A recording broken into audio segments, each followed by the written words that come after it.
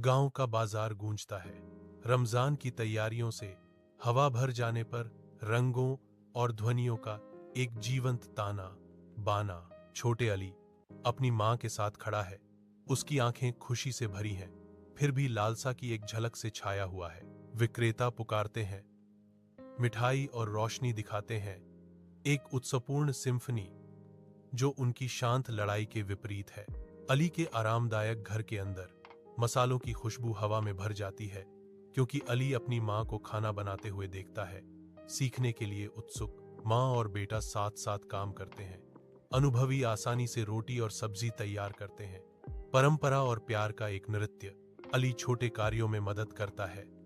प्रत्येक क्रिया उसकी विरासत के स्वादों में महारत हासिल करने की दिशा में एक कदम है।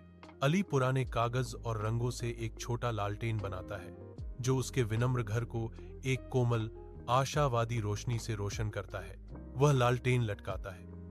उसकी चमक छोटे से स्थान में गर्मी और खुशी फैलाती है, जो छाया को दूर भगाती है। अली के चेहरे पर गर्व चमकता है। रमजान की असली खुशी को समझना प्यार और प्रयास है, पैसा नहीं।